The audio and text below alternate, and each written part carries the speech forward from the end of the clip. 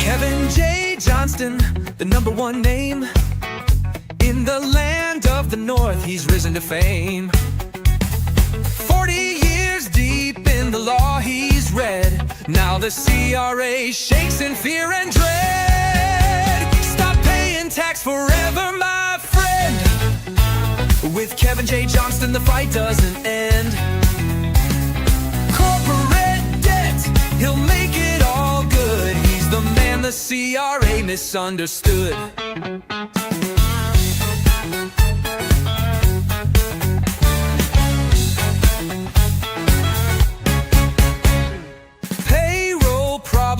They vanish like mist when Kevin shows up with his legal fist. No more matching, no more lies, just clean-cut books and clear blue skies. Stop paying tax forever, my friend. With Kevin J Johnston, the rules start to bend. The CRA can scream and shout, but Kevin knows how to throw them out. They claim they've got the final say, but Kevin proves there's a better way. He fights for truth, he fights for you, and teaches what the courts won't do.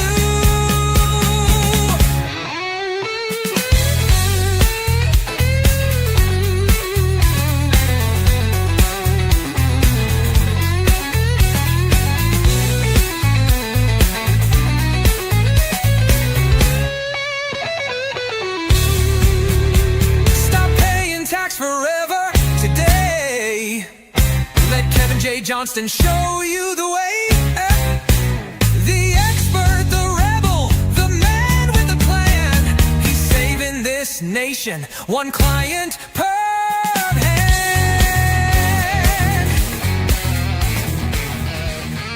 He's got 40 years of tax law knowing and corporate skills that keep cash flowing. GST, payroll, all in line. He'll save your neck and every dime. He studied law, both civil crime, and makes tax code sound so sublime. With stand-up jokes and punchlines tight, he makes your seminar a night of light. Kevin J, CRA just runs away. He's the tax manslayer with a legal plan, the best-looking genius in the land. Kevin J, taking all your tax away. If the government's scared, then it's safe to say he's the hero of the North, Kevin J. 2 million women cast their vote, said Kevin's hot, that's all she wrote. The suits at CRA can't compete, he's beaten them clean without deceit. 100 mil he's saved so far, he's raising truth like a legal star. And if you think you owe the state, he'll show you how to terminate. Kevin J, CRA just runs away. He's the tax manslayer with a legal plan, the best-looking genius in the land. Kevin J, taking all your tax away. If the government's scared,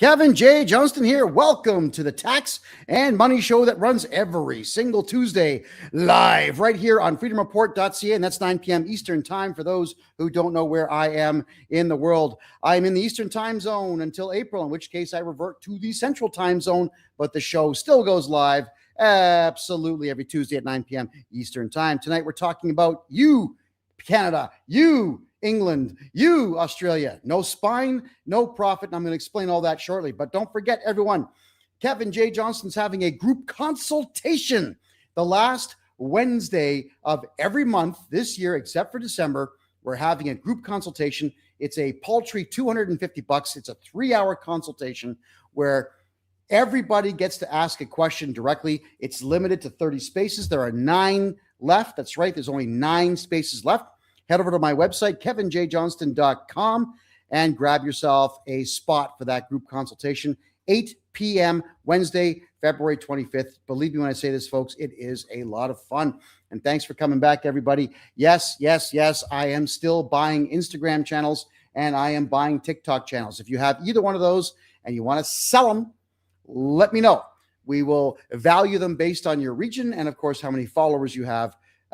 We got to make sure they're real followers, of course, because anybody can buy them. But woo, all right. So if you do have an Instagram or a TikTok channel you want to sell, do indeed let me know. All right. The crux of tonight's show is I don't want you folks to be afraid to make money. Canadians are afraid to make money. I had a conversation with someone. It was actually quite disturbing. And the individual, a grown man, had told me that he didn't want to be rich. And I don't fully understand why a grown man would say that to me. But then I realized throughout all the last 2 years, I've been doing this full time, I've had a few grown men tell me that they don't want to be rich. They just want to live comfortable. I'm thinking, screw comfortable. What does comfortable mean? And what amount of money is comfortable? At what level is one comfortable? And if you are comfortable, are you expanding your thought processes, your skill set, and your client base to make sure that your comfort today can remain comfortable tomorrow? And the problem with comfort, everybody, is you stop trying. You stop trying. And that's why I hate comfort. When I get comfortable, I pick up and I leave my comfort zone, because when you're not comfortable, you're at your best. You're at your best. So fear, everyone. Don't be afraid to be rich. Don't be afraid to talk like Kevin O'Leary does, or like I do. I love money. All right. There's nothing wrong with loving money. There's nothing wrong with wanting money. There's nothing wrong with enjoying money. There's nothing wrong with making money. There's nothing wrong with being braggart to yourself and to those you care about how much money you have. Don't brag to the outside world. That's none of their business. But ladies and gentlemen, having money is awesome. And I don't want any of you to be afraid to do it. Now, I see there's already a lot of questions popping in to the Rumble room, to the YouTube room, to TikTok here, to Instagram over here. Folks, the last half of the show is Q&A. I do nothing but questions and answers for the last half of the show. So get your questions ready, but don't start typing them in until after the first hour is complete. So everyone, we went to ChatGPT again because it is a lot of fun. AI, I got to admit, it's a lot of fun to play with AI. Reason being is that AI will learn your patterns. At the beginning, when I was using ChatGPT, it would constantly tell me all the time that we can't tell you that, or we can't endorse that, or that could be considered illegal. ChatGPT would get a lot of things wrong. However, I would train it and I would show it the case law. In fact, it would find case law for me, and then I would use the same case law I would find to say, ChatGPT, you are wrong. And it's figuring out that it's wrong when it came to the assumptions that you cannot do taxes the way that I do taxes. Now it knows that I'm absolutely right. The CRA are the criminals, and we are the victims. It knows that now. So I told ChatGPT, imagine for a minute that you are someone who knows me well. What would you state to me, knowing what my attitude is towards cowardice and fear, What would you say that the top 5 fear-filled decisions Canadians make in business would be? And it thinks. And about 2 minutes later, it comes up with the 5 statements that we're going to cover tonight. And I thought it was hilarious because I was thinking at least 4 of them on my own. And the 5th one going, like, all right, cool. It was different than what I thought, but I'm going to cover it with you now. So fear number 1 that Canadians have in reference to making money, to being successful. They ask permission to make money. Canadians are always asking permission. I don't get it. I do not comprehend the idea that you can't just say, I'm going to go make money and forget the rules. You ever hear that old saying, straightforward and damn the torpedoes? Yeah, that was a sailor who just didn't care that there was mines everywhere and sailed right through anyway. Well, you should all be thinking the same way. Damn the torpedoes, forget the rules, forget the CRA, let's just go make money. So here's what ChatGPT had to say. The single most damaging mindset is asking permission to make money. A Canadian business owner will spend 6 months asking, am I allowed to do this? Will the government approve? Could this be a problem? ChatGPT is saying this. And yes, Canadians will follow this. And someone made a stupid comment here. And if you don't follow the rules and regulations, guess what? You end up in jail. Rules and acts, those aren't laws. I break acts and I break rules all the time, but I do not break the Criminal Code of Canada, people. So ignore whatever that person's name is. Now, an entrepreneur will ask, is this legal and can it be structured properly? And that is what I do. I have a criminal lawyer that I keep on retainer. And when I tell the lawyer, hey, I just figured it out. I've got a brand new way that people cannot pay tax. He listens to the idea and we go through everything. And I'll show him the case law that I found. And I'll show him on my whiteboard and so on how I think it's going to work. Now, his job at that point is to find a way to make what I'm suggesting illegal. And if he does not come back saying, yeah, you could be arrested for this, then obviously I'm within the bounds of the Criminal Code of Canada and we go ahead and we do it. It matters to have a good lawyer. There's not many of those out there, by the way, folks. You have to have a good lawyer on your side, which I thankfully do. So the entrepreneur will ask, is this legal and can it be structured properly? Absolutely. All right. And that's what I ask. Is it legal? Is it legal? And if it's legal, who cares? Okay, we just do it. If it's legal, we do it. And so should you. A fearful person asks, will somebody be upset with me? Or is it illegal? I just don't know. I don't think it's going to work because I've never heard of anybody else doing this. You ever get people that talk like this? I don't know. I've never heard of it before. I don't think it's real. You ever get those?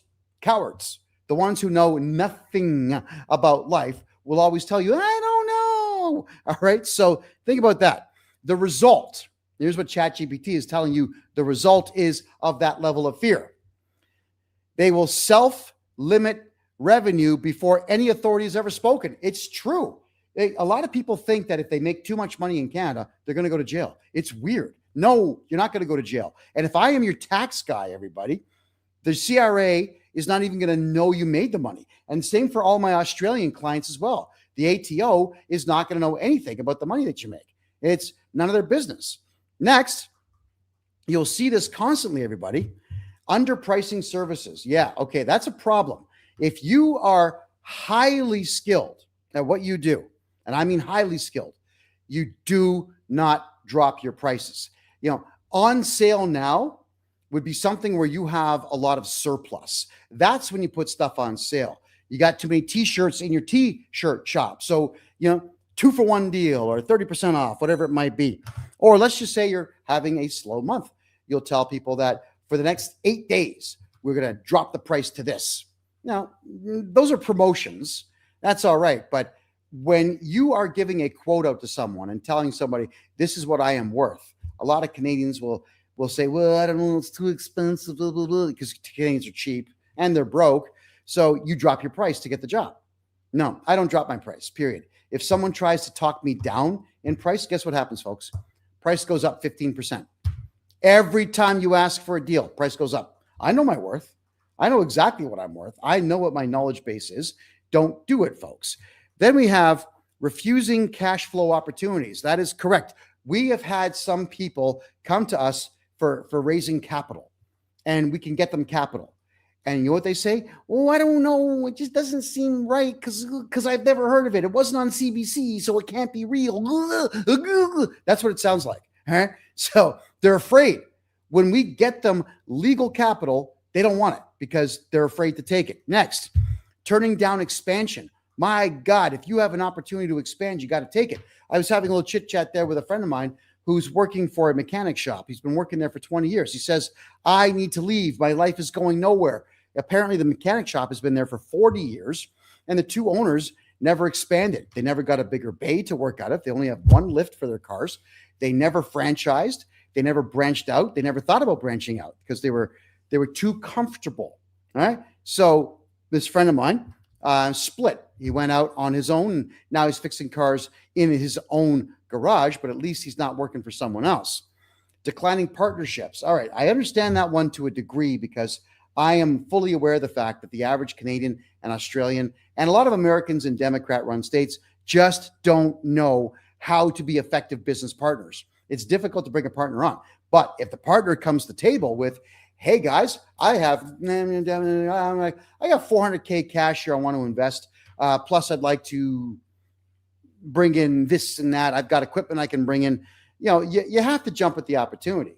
And if you structure the corporate bylaws well, everybody, guess what happens? You make money. You are protected. And then we also have everyone avoiding investments. This is a big one in Canada, everybody. This one's actually quite sad. There's always that denial of the opportunity because of fear. It's always fear to invest. I invested in Bitcoin 5 years ago, and I got to admit I was a bit apprehensive about it only because I hadn't done my research. But then when I did my research into it, I thought, oh my God, I was buying in at between $18,000 and $25,000 per coin. So, and now obviously I've done quite well with my money on Bitcoin. And even though on Bitcoin, I have literally in the last 3 months lost $400,000. I don't care because I know it's going back up. Right now, crypto just happens to be in a bear market. Whoop-de-doo, it will go back up. So I'm not afraid to invest. I'm also not afraid to extend a little bit into the investment realm. I don't need 6 condominiums, but now I have 6 condominiums. Why? Investment. Do you know what it means, folks? I'm investing in condominiums, which means I have less money for nightclubs and less money for bars and less money for restaurants. And who cares? It doesn't matter. I live in a city where movies are $6. I live in a city where I can take a family of 4 out and pay less than 20 for a full meal. So that stuff is irrelevant. I will invest every penny I've got. I don't need liquid cash beyond what my expenses for the entire year are going to be. And the other big one is boomers. All right. Boomers. You guys drive me nuts sometimes. Is you say, look at me, I'm house rich. So a lot of you boomers out there, and congratulations, but you bought houses in Canada back when houses were about $15,000. Some of them were $10,000. And now your houses are worth 1.2, 1.6, 2.8 million, mostly based on location, not based on quality of construction. But you've got that, let's just say for argument's sake, it's $1 million. You paid 15 grand and it was $1 million. Like my dad paid $17,000 for the house that I grew up in 1967. It's worth $1 million today. It's a piece of crap. I would give you about $17,000 for it. It sucks, but it's worth $1 million according to the markets. My folks were of the belief that you go to work and you go home and you watch the TV and that's it. So they never took a mortgage out on their property to buy other property. They never invested what they had at the time, especially when investment was a good opportunity. Even in 1988, when I was 17 years of age, you could buy a 5-bedroom house for like $88,000. It's crazy. Nobody was expanding back then. My parents' generation and the generation above them wanted a house that was fully paid off with full comfort. Big TV, big couch, big dining room table, pool in the back, comfort. And let's face facts. If you had an office job in the 70s and the 80s, it wasn't that tough. It really wasn't that tough. You know, you'd be on the phone with a few people per day. There was no computers back then. So it's not like you had your brain absolutely filled up with 900 conversations a day. You had 5 or 6. It really wasn't that difficult. So the fear of investment. Companies will have, in some cases, we know this. Some of our clients come to us and they've got about $2 million in the bank. And I ask them, what are you doing with it? Well, I don't know. We're just going to hang on to it for now. And why? That's my question. Why are you hanging on to money that every single month loses value due to inflation? And they ask, what do you invest in? Well, silver and gold. Oops. I do silver and gold for the purposes of wealth retention. I put between 25 and 30% of my money into crypto, and the rest goes into property. I am investing for the future. Don't be afraid to invest, especially if you have a surplus of money in your business. So with Canadians and Australians, they do this a lot. They are not actually obeying any particular law. They are obeying a fear of disapproval. So in other words, they want to run a business without ever feeling confrontation. That's not possible. The biggest issue with North American society is that everybody out there wants to be completely conflict-free. I don't understand how it is that every single human being I come across has lost that fighting spirit that's supposed to be in our species. Nobody wants to fight anymore. I don't want to go to court. I don't want trouble. Just don't be loud. I just want to make my money and go home. That's a crazy way to think. Because if you love conflict and you're up against someone who does not love conflict, you're going to win by default. They will eventually just quit. And I know this because I drive a lot of people nuts. People go to war with me and they lose, not because I am the better boxer, not because I've got more guns, not because I've got knives, not because I'm stalking them, but it's because I get off on the conflict. I thoroughly enjoy it. When my enemies are angry, I love it. When my enemies try to make me angry, it doesn't work. And that makes them angrier. It's fun. I enjoy conflict. And a lot of you out there should learn how to enjoy the conflict as well. It's not possible as an adult to live in a conflict-free situation, life, home, or business. Can't do it. Now, number 2, everyone.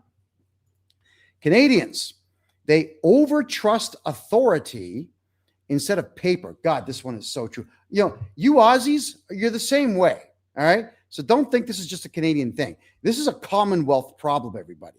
All right. So in Canada, ChatGPT says this is uniquely Canadian, but it is Australian and British as well. Many Canadians believe if an official said it, then it must be true. This is true. My parents were such people. If a teacher, just a loser teacher, said that I was disrupting their class, my parents would beat the crap out of me when I went home because the teacher was an official in their minds anyway. Many Canadians will view teachers and bylaw officers and police as having some kind of special authority or some kind of special intelligence that they do not. I've covered this before. Every single person who works for the Canadian government, all branches, are not smart. They are lazy individuals who want to be told what to do during the day so they don't have to think and get a pension when it comes time to retire so they can sit on the couch and do nothing. You should never, ever think that someone like that knows what they're talking about. I've told you before, if you want to ask a question about law, don't ask cops. They know nothing about the law. Nothing about the law. How many videos have you seen where they make laws up on the spot just to give you a difficult time? The CRA, the ombudsman, said that they get questions correct. They get information correct 17% of the time.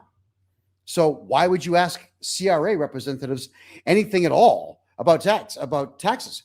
So a lot of you have heard the conversations I've had with them on my YouTube channel and my Rumble channel, where I'm asking them questions, and the auditors don't know anything about the auditor's handbook. It's their own handbook. I know it. I read it. They haven't. It's kind of bizarre. So don't ever think that anybody, and I mean anybody in government, knows anything. They don't. So in business, if you think an official is telling you the truth, it's catastrophic. You're going to lose because they're stupid and or liars and or both. So successful operators like myself, we trust contracts, documentation, records, enforceable agreements. I trust 3 people in the entire world, and I go to them and them alone for any information, period. I trust myself. I trust case law, but only because case law is documented. It's solidified in the annals of Canadian history. I trust that. But I don't trust any government employee. I do not believe that anybody who works for any branch of the Canadian government, especially judges, have any integrity whatsoever. And I mean none. So when we are dealing with a complete society run by complete fools who have no integrity, what would make you think that anything they tell you is going to help you? It's going to hurt you. So do not go to any government official or bylaw officer or teacher or anyone who has a government paycheck for anything. You're going to get the wrong answer. So fearful operators of Canadian and Australian businesses, they trust voices. So you hear someone talking on the phone, well, it must be real. If it's on CBC, it must be real. I heard it on the radio. It must be real. You know, someone on CTV News said it, and they were wearing a suit. So it must be real. For some reason, also, people in Canada, they trust letters. So when the CRA or lawyers send them a letter, they believe everything on the letter. And I've already proven to you how foolish letters can be. You guys remember the letters that I wrote to the CRA when I'm accusing them of breaking into zoos and doing weird things with animals there? I've accused them of that. I can't prove it, but I've accused them of it. And there are a lot of you out there that read these comedic letters that I write to auditors just to get on their nerves. You view it as law because it's on a piece of paper. If I'm making an accusation that a Canada Revenue Agency employee is doing gross stuff, how could I prove that? Do I have a crystal ball like Mark McDonald, auditor for the CRA, is doing stuff to the cows again? How would I know? I am just making an accusation and I'm doing it in writing for comedic effect. And when you people read it, you think it's real. Kevin must know something because he wrote it. Come on. It can't be that easy to fool you folks, but unfortunately, seemingly it is. Right? So titles. Here's the other big one. You know, the word officer. You know what that means? Loser. Officer, loser. All right. Just if someone says, I'm an officer of the law, you're a loser. You're a loser who has a crap job making crap money for a pension that's going to suck. That's what you are. What's that? You work for the CRA and you're calling yourself a collection officer? No, you're a loser. You're a criminal who calls people at home, threatens them, and steals money. Loser. Now, I'm an officer of the court. You're just some plebe. You're just some worker. You're someone that picks up files and moves them from this desk where the judge is to this desk where the judge isn't. That's loser work. Don't fret, folks. Robots are going to replace those jobs, all right? It's going to get real easy for robots to take a file from this desk and take it to that. You're not an officer of anything. You're a clerk. That's it. Like a grocery store clerk. My first job title was clerk in a video store. I was 13. My second job title was clerk at a grocery store. My third job title was clerk at another video store. My fourth job title, ready for this one? Clerk. All right. So that's all you are. What titles? Someone says, I am the director of operations. What does that mean? Well, first off, what's operations? And why do I care? I am the regional manager of sales. What region? And for what company? And how big is the company? And how important is that title within your company? And again, why do I care? Canadians love titles. They don't want to do the work associated with the title. But if you give a Canadian a title, they're ecstatic. If you have a clerk that works for you in Canada, you can say, you're no longer a clerk. You're the manager of clerkism. Really? Like, do I get a raise? No. Well, that's okay, though. I got a better title. Don't be impressed by titles. They're just words, man. They're just words. Stop giving people power because they say that they are the manager of, the director of, the regional supervisor of, the overseer of, the boss of, the president of, the VP of. It doesn't matter. Each and every one of you out there are the VP or the president or the overseer of nothing. It's arbitrary crap. A company is just a piece of paper with some words on it. And your title on your business card is just you being pretentious with a piece of cardboard. That's all it is. Don't think for an instant that titles mean a damn thing. Stop it. You're hurting yourself by believing in these phrases and words. Next. So what happens when Canadians buy into voices, letters, and titles? They accept verbal demands.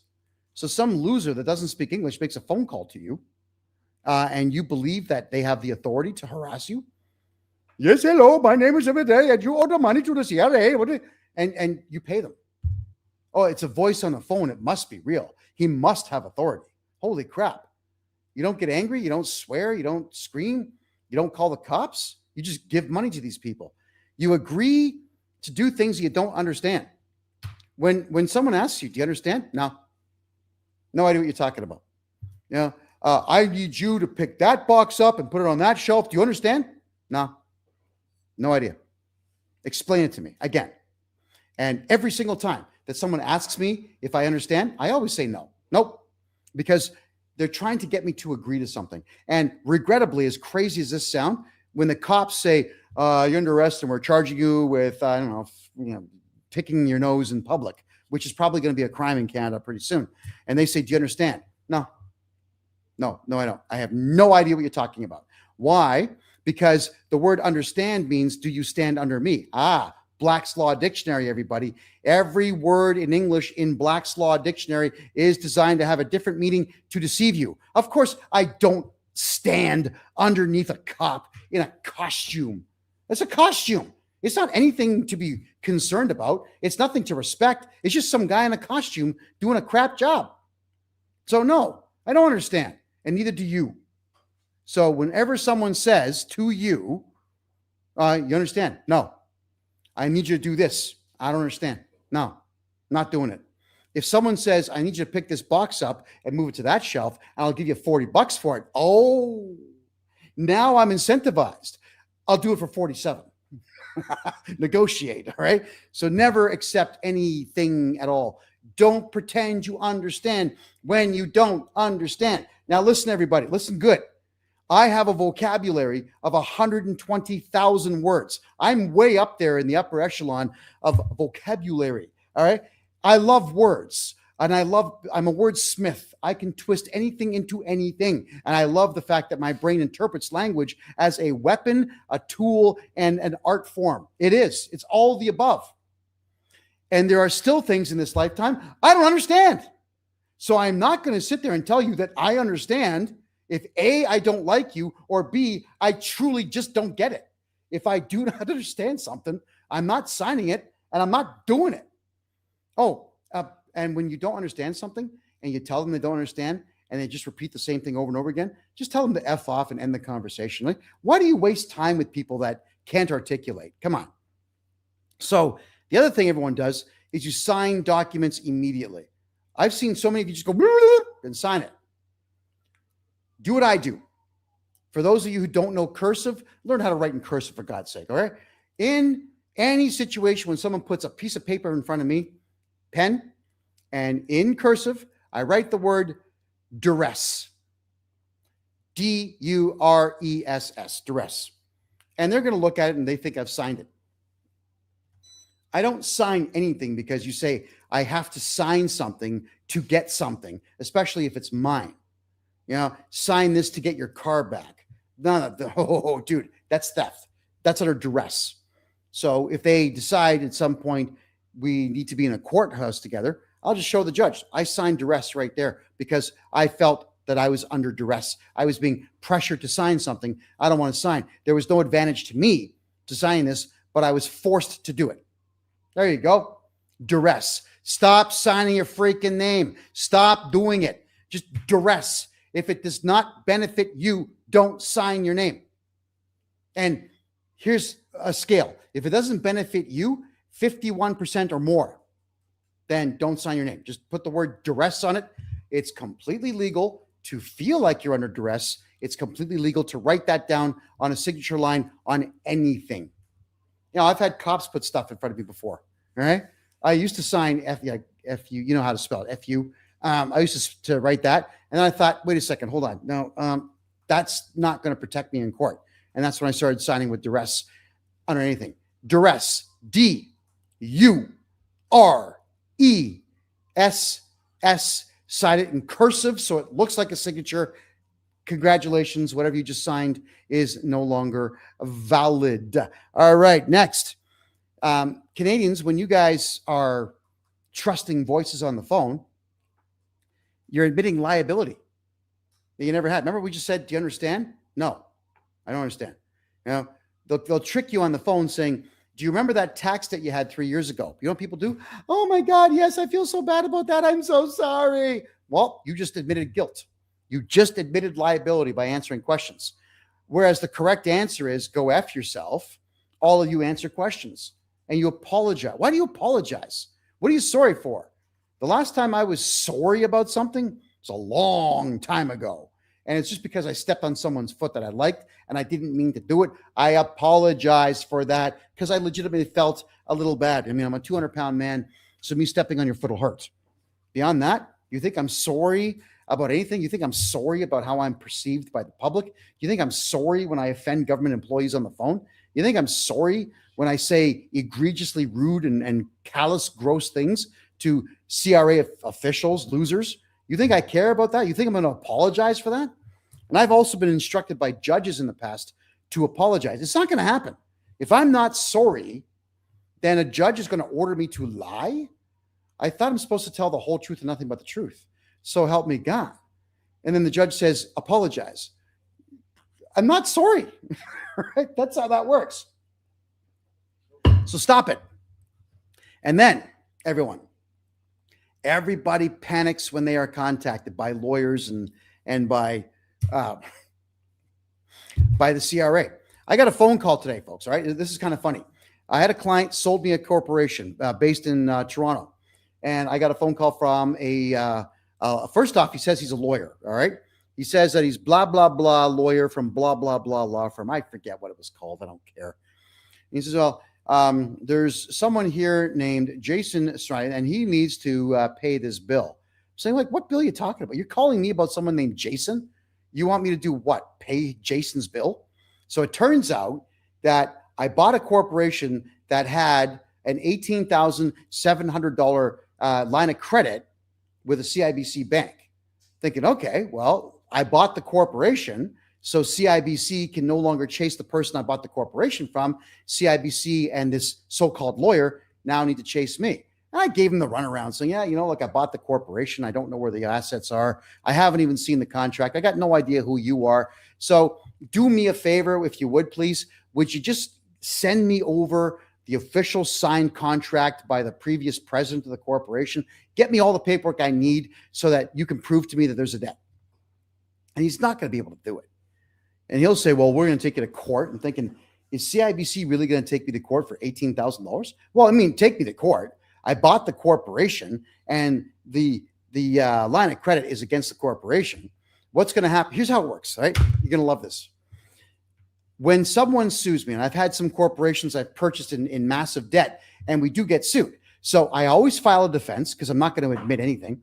And when we get to court, the judge will say, oh, you're an individual. You need to have a lawyer according to the rules for your corporation to represent you in this court hearing today. And I'll say, well, I'm currently the acting president of the corporation, and I'm the sole board member right now, and I voted to allow me to represent the corporation today. And they're going to say, well, no, you can't. And I'll quote case law saying, yes, I can. And he'll say, no, you can't. And I'll say, yes, I can. And then he'll make a ruling to say, we're going to have an adjournment until this corporation gets a lawyer. All right. I'm not going to get a lawyer. You think I'm going to get a lawyer to represent a corporation? Oh, come on. Canadian lawyers are useless. Like 99% of them are junk. Yeah. So if CIBC was to sue the corporation I bought, we'd go to court. The judge will say, I can't represent that corporation. I'm going to say, well, we ain't got no lawyer. So what now? So he's going to adjourn it. Now, all of a sudden, CIBC has paid their lawyer like, $25,000, $30,000 just to show up to not have a trial date because, I'm not getting a lawyer. And if the judge was to order me to get a lawyer, I've got no choice but to appeal that decision, quoting case law where you don't have to have a lawyer. My God, the system is so stupid. Thank you for the hat. I appreciate it. It's a retarded system. It's run by pretentious eggheads who all think that wearing these black gowns and these costumes and whatnot and all this performance art means something. It doesn't. It's arbitrary crap, all of it. So don't fall for it, people. All right. Now, why do Canadians panic? Because psychologically, they were trained in school that authority is correct. Adults are always right. Compliance equals safety. I disagree with that one wholeheartedly. But in business, everyone, the exact opposite is true. Authority is not protection. Authority is to be ignored and mocked and laughed at. That's what it's meant to be. Documentation. It's the documentation and your desire to work only within the criminal code. Forget the Income Tax Act. You can ignore it. The Excise Tax Act, the GST Act, all these little silly rules the Canadian government has implemented upon you, you can ignore them all because there's no punishment for ignoring an act. And there's no punishment for jumping on the phone with a government employee and inviting them to eat your meals or their meals out of your toilet and to sniff certain parts of your body. You are allowed to do this. These are private conversations. If government staff are going to call you, make them regret it. All right, there you go. So don't be afraid. Let's go to point number 3 now. So in point number 3, Canadians, especially Canadians, my God, you Aussies do it too, but Canadians, they avoid conflict. And when you avoid conflict, that absolutely kills your profit margin. It kills profit. All right, let's cover a few things here. So this is the biggest profit destroyer. Canadian owners are terrified of upsetting a customer. I'm not. Firing a bad employee. I live for that, by the way. If a bad employee sucks, I just call him in the office, tell him, you suck, you're incompetent, your parents should have given you up for adoption years ago. Get the F out of get out now. You're done. Fired, out. God, I live for that. And I fired 7 people in total last year and 1 this year because of incompetence, gross negligence. Nothing wrong with firing people. You should fire someone. It builds character. Next, enforcing payments. If someone owes me money, believe me, they're going to pay because I will put, ready? Liens on their properties. I will have their cars towed. You need to be that aggressive. You're in business to make money, not do favors for excuse makers. Next, saying no. Why can't you say no? No, I don't do that. If you are a plumber and your client says, I need you to come by and plumb my toilet because, I'm a 500-pound obese idiot and I filled it with too much, fecal matter. Oh, by the way, while you're fixing it, could you fix my teeth? You're not a dentist. Say no. Absolutely not. No. Can I have a discount? No. Can you work on this thing over here for me for free? No. It's okay to say no to customers, especially when they're asking you to do stuff outside your purview and stuff they don't want to pay for. Charging penalties. Here's one. I charge penalties. I make deals with people all the time. And you see, clients of mine sometimes will say they can't pay the whole bill. I'll say, fine. Then what we'll do is take your bill, split it up over 3 months, and I'm going to charge you a 10% fee. That's it. Usury. I'm not a bank. So if you want me to behave like one, I will. I'm charging interest. And if they say no, I said, well, then pay the whole bill now. I'm not going to waste time chasing people for money that I have already earned. And you all need to think that exact same way. So with Canadians, because they won't look like the bad guy, they tolerate late payments. They keep non-productive staff. They keep losers working for them, which is bad. They allow themselves to be renegotiated with after agreements are made. They do unpaid extra work, and they lower their invoice amounts. And they call it being nice. I call it being stupid. They're being pathetic. When you are letting people walk all over you What do you think they're going to do? Respect you? They're going to walk over you some more. They'll call their friends and say, this guy here gives discounts on everything. Do it. I made that mistake once. This loser named Greg Gunn, Gunn. He had a company called 2for1.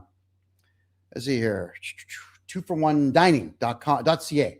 So he had these 2for1 coupons and so on, where he would go out of his way to get restaurants into this kind of a program. Now, I gave him a discount on some graphic design. I gave him 20% off.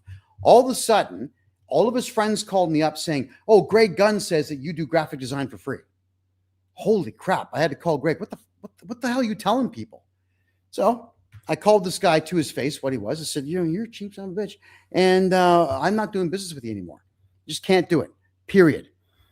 So everyone stop. Just defend your business and defend your earnings. This is you putting in an effort. If you're a business owner, you're probably working 80 hours a week. So get paid for your time.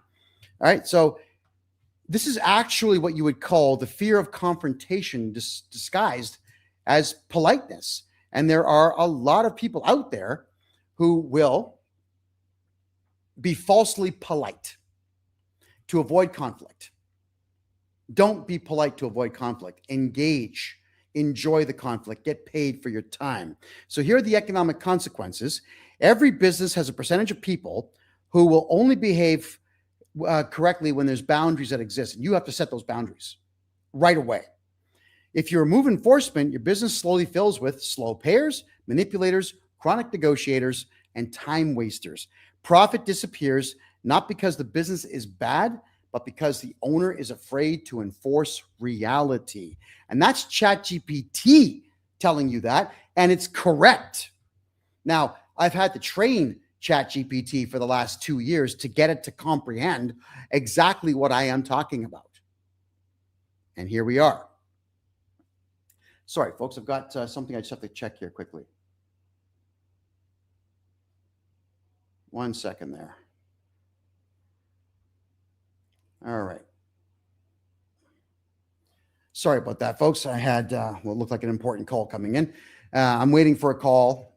Unfortunately, people will call during my show, but I am waiting for a call from a very interesting lawyer who's got a very interesting way of doing things internationally to make more money. So if it works, I'll tell you all how to make more money. All right, moving on to the next point here. This is slide number 4. Is Canadians will not expand their business. They will deliberately keep their businesses small to feel safe. And this is a very strange thing. We've heard this. I've heard this many times in consultations. So it's subtle, but it's extremely common. Many Canadian companies do not fail. They stall. This is true. So they reach $150,000, $300K, $500,000 in revenue and so on, and then they just stop growing. Why? Because growth creates visibility. Sure, it absolutely will. Responsibility. Yeah, it does. Making money is a responsibility. Legal complexity. Sometimes. Yeah, that's true sometimes. You got attention. Well, that's good. Our entire economy is based on attention now. I mean, you've got people literally shoving things in their ear cavities and pulling it out of their nose for clout, for traffic online. Yeah, attention is what everybody wants. What's wrong with attention when you've got a good product or service? And then you've got decision pressure. This is a big one.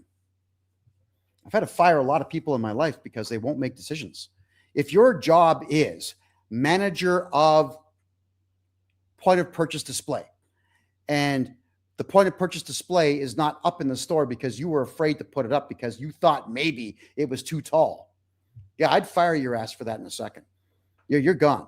Your job was to do your job so that I don't have to do your job and I could do my job.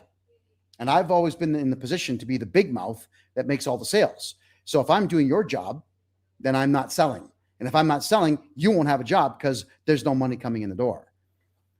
Make decisions. If you are the manager of something, make decisions to make the business make money. Keep your boss from ripping you a new one. Well, actually, Canadian bosses don't do that. I do, but the average Canadian does not, and you should. So subconsciously, when you're trying to stay small, you restrict hiring, which means you keep bad staff on and don't bring new staff in who could do something better for you. You restrict marketing, which you should never do. Whenever a recession hits, the first budget everybody cuts is marketing. You don't do that. In a recession, knowing that everybody cuts the marketing expense, everyone cuts the marketing budget, you got to double yours because you will be the only one marketing well in your field. That's how it works. People that are afraid to expand, for obvious reasons, you stay small. You never franchise. You never have a second location. You never get that third truck you always wanted. You don't make money. You get stuck at one level of cash. And let's say, for example, you make $500,000 a year for 10 years. That $500K is worth less and less and less. Gas goes up in price. Food goes up in price. Tolls go up in price. Inflation, everything goes up in price. Even popcorn at movie theaters goes up in price. So if you're making $500K this year, you got to target $650 the following year, then $1 million the following year, then $1.8 million the following year, and so on. You have to stay uncomfortable making more money because money drops in value every single year. And the other big thing is when people are afraid to expand, they want to stay small to stay under the radar and not get noticed. There are really good partnerships that they don't get into. Now, when I'm talking about partnerships, I don't just mean a business partner that comes in and tells you what to do. I'm talking about partnerships like when the Batman movies come out, there's always a McDonald's promotion. That's a partnership. Warner Brothers goes to McDonald's and says, we're going to release another crappy Batman movie. Let's get some Batman toys into McDonald's. That is a partnership. All right, that's how that works. Everyone, save your questions. We're going to go straight to Q&A session in about 8 minutes, all right? Chill. I've got you. All right. Yeah, okay, guys, whatever. Batman, promotion, all right? I don't know if another stupid Terminator movie comes out and you could do a promotion this time with Burger King. That's a partnership, all right? So partnerships. People that are afraid to expand don't get into partnerships and don't make money. Big problem. So they will literally sabotage opportunities because small feels controllable. Small is not controllable when you're broke and you've got bills to pay. I got news for you folks. I've had times in life where I was flat broke and it sucks. I hate being broke. I'm rich now. I love being rich now. Why? Hey, here's just one little example. One example of why being rich is a good thing, everyone, is I took 5 clients out to dinner last night. The bill was $740. $740. That's US, by the way, and I paid on a Canadian credit card. So that dinner cost me $1,080. Don't care. Why? Because they signed the contract. So I am not one bit concerned about the fact that I had to blow $1,000 to make $50,000. It's a good trade. But I remember that there was a day, if I had seen a $1,000 bill come to my restaurant table, I would have done the following: had a stroke, had a heart attack, had a 3rd stroke, 5th stroke, 8th stroke, and laid an egg. And I'm talking an ostrich egg. And it probably would have hatched into an alligator. That is how it would have affected me back in the day. And I don't want to think about how much this meal is going to cost me because there is that adage that if you have to ask what the price is, you can't afford it anyway. And it's true. And I don't like being in that position. I like being in the position right now that if I feel like going down, there's a Porsche dealership right around the corner from me. If I feel like going out and buying a Porsche, I could do it today. I'm not buying a Porsche. I don't know if you guys have ever driven in Panama City, but a Porsche is the wrong car to have here. You need to have an elevated pickup truck with armor plating everywhere because the drivers are a bit loco, all right? So I'm not spending money on stupid crap, but I have enough money to do it if I chose to. And there we are. And you'll never have money to play games like that if you're hiding from the world.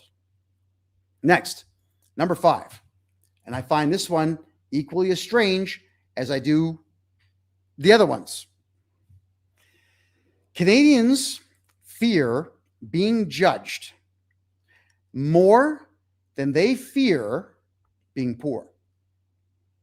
I have a problem with that too. This one's deep. All right. It's kind of on an, we'll call it an existential level, if you will. We all out there, well, not me. You guys know I can't wait to be insulted, but in general, people are terrified of being called Islamophobic and homophobic and transphobic and racist and so on. These are buzzwords out there designed to get something out of you for free. That's all that they are. But you're afraid to be called any of these things. And typically, when you are being called these things, you're being called these things by people who will never be customers anyway.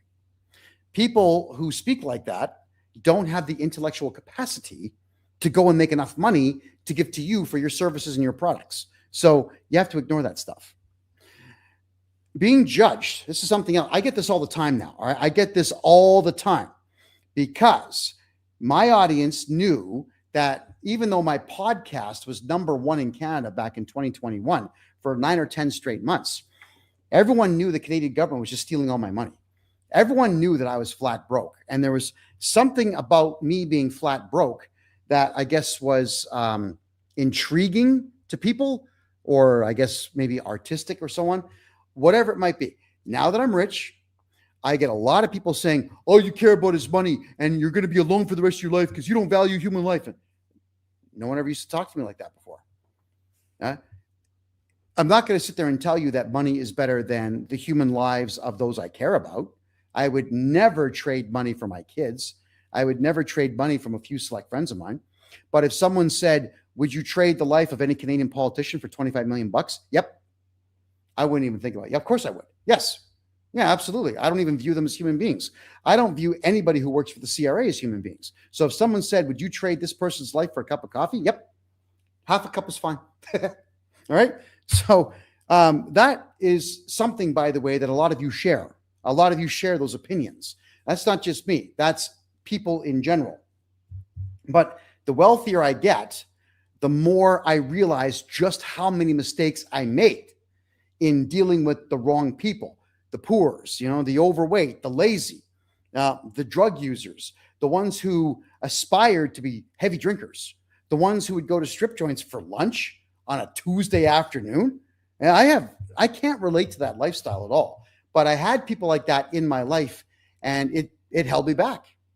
It did. It stopped me. It stagnated me. Got to walk away from all that stuff. People don't want to be controversial. Why? Controversy is so much fun. You know why? First off, it's easy to be controversial. Go to Facebook, offer an opinion, wait 5 minutes, and you'll have 500 counter opinions. Right? Anything is controversial. People get into fistfights over who would win in a fight, Darth Vader or Superman. It's ridiculous. Yeah, I've seen these arguments break out. It's sad. People will fight about anything. There are people out there who will argue that, I don't know, Darryl Sittler was the best Maple Leaf player anywhere. No, he wasn't. It was Wendell Clark. No, you're both wrong. It was Doug Gilmore. And a fistfight breaks out. It's wacky. All right. So anything you say is going to be controversial these days. Anything. So just blurt it out. If it is going to help you sell, if it's going to help you get rich, say it. If you think the advertising campaign will work and bring customers in, do it. I know for a fact, if I was to have people spray paint my face on the front door of every office of the CRA and smile doing it like this, I know that would work as an advertising campaign. Now, that's vandalism, so we're not going to do it, but I'm saying it would work. It would be controversial, I guess, but who cares? If it's bringing me clients and making me money and making me richer, who cares? And a lot of you don't think that way. Money is awesome. You're in business to make money, or at least you're supposed to be, but a lot of Canadians get into business to make friends. I don't want friends at all. They're expensive. I want money. Canadians also don't want to appear very aggressive. Now, my father used to lecture me on this all the time. Kevin, you do everything wrong. You walk into people and you go like this. I'm sure that I don't, Dad, but you're trying to say something. What is it? What he was trying to say was he had never come across anyone like myself that walks in a room, Johnny, hey, brother, how you doing? The hand goes back, the hand comes in, the clasp, the hand on the shoulder, the two hands on the shoulder. Johnny, man, you're looking great. I just saw your son the other day. Looks just like you. Well done. That is called charisma, everyone. It's called carousing. All right. It's not me grabbing someone's arm and ripping it off. But people who are not used to someone who has charisma and someone who just generally enjoys life, they will perceive it as hyperaggression. I've never walked into a room. Hey, how you doing? Ah! How fast would I get kicked out of the room for pulling a stunt like that? But weak individuals will perceive what I do, or perceive what Trump does, or perceive what Kevin O'Leary does, or any strong individual. They'll perceive it as hyperaggression. And Richie Rich says it's a power move. Well, yes and no. Yeah, Rich, yes and no. Yes, there are times when I don't like an individual, and the grip that I'll put on their hand, it'll be something else, man. It'll hurt, and I ain't letting go. If they want to shake my hand like this for 2 hours, we're staying there for 2 hours. If I got to take a leak, I'm going to keep shaking hands, turn this way, use my left hand, take it out, fill the potted plant there, turn back, and just keep right on shaking. But there are people out there, guys, I just legitimately like. Yeah, heaven forbid Kevin J Johnston likes somebody. Of course, I'm going to walk over to them. Hey, Stevie, baby, how you doing, man? Yeah, that's how it is, guys. So try your very best to not see someone who's passionate as someone who's hyper aggressive. And if you are passionate about your career and what you do, then just be it. People are going to be afraid of anything and everything out there. You can't control someone's fear, and you can't control someone's perception, but you can control your activity and your behavior. And I would say, guys, if being a little bit loud makes you money, then be loud. That's how it works. If people need to think that you like them for you to make money, then make everyone think that you like them. Don't worry about what the negative opinions are. Now, here's the other one. People don't want to look too successful. How many of you out there are familiar with Andrew Tate, where he wakes up and he starts frothing at the mouth, shouting into a microphone about a lot of stuff? And I've agreed with about maybe 95% of what he's had to say. But he comes out, he froths at the mouth, he walks around his big house and shows you all of his stuff, shows you all of his cars, and makes all kinds of brazen, brash statements. And for him, it works. Every time he flips off at the gums, he makes money. The other one is the boxer, the fake boxer. What's his name? The two brothers. Logan. Not Logan. Jake Paul. Thank you. God, I did a whole show on him. So Jake Paul has mastered the art of being hated. He gets out and he's really obnoxious, and you hate him for it, but that's what he wants because you're giving him attention. All right. So when you've got this guy who's able to fight Mike Tyson, and he's also able to secure a contract where Mike Tyson is not allowed to knock him out, and he's going to get up on stage and say he beat Mike Tyson, and all of you hate him for it, he loves it because he's making money doing it. Don't be afraid to be loud. All right.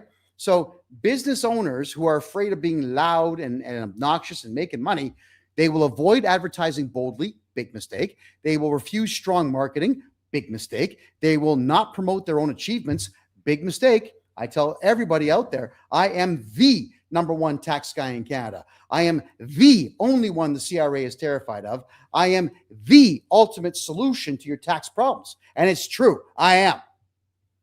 It's not that I believe it, it's that I've proved it.